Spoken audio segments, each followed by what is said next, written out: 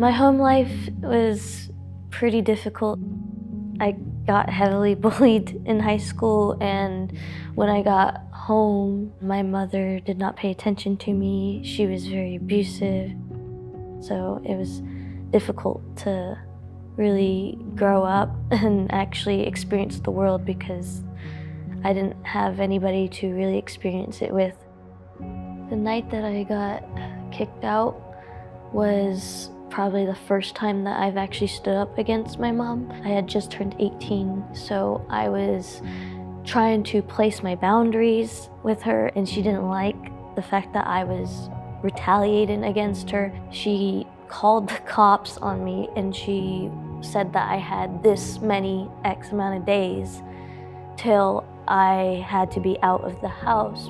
After that argument and the police had left, I just stayed in my room and started packing some stuff, and difficult decision of what I wanted to bring with me. I did not have a car. It was just me, my 2 bags, and I was out on the street. I wasn't prepared for any of that. I didn't know what to do. I didn't even know how to ask for help. When I had gotten to the shelter, it was kind of like a moment of reality and seeing all these other people too that were homeless, and it's like I'm with them and that's not a good thing. The men were always looking at me, and they also tried to talk to me, and I kind of just tried to get away from them as much as possible. I just felt uncomfortable.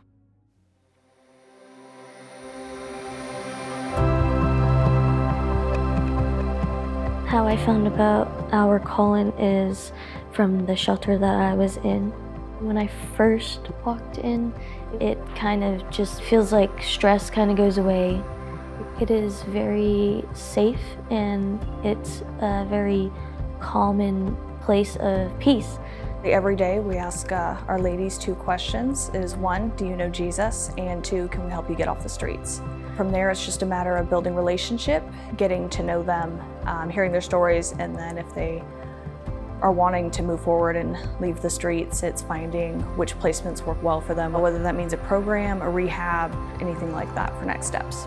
When I first met Hope, she was young, scared, was not accustomed to the streets in any way. She's someone that you could walk by her at Walmart and you wouldn't even know she was homeless. She was a little bit traumatized and scared and didn't know what steps to take next, because she was very conscious of what skills she didn't have. In the act of losing everything, she kind of discovered just how far behind she really was and felt. Finding Hope a program was particularly a difficult case. Most of the young girls we see on the streets either have a trafficking background, domestic violence, even aged out of foster care, sometimes needing rehab for drug addiction. Hope had none of those. The struggle for her was finding a program that would take a girl who was essentially just a normal girl who had had one catastrophic incident that got her onto the streets into a place that would help her. When she came in, I found out that she didn't even have a high school diploma. So it was just important in the next steps as we looked into placements for her, not only who was going to care for what she had been through and help her, process and kind of overcome that, but also give her the tools she needed to be a successful adult.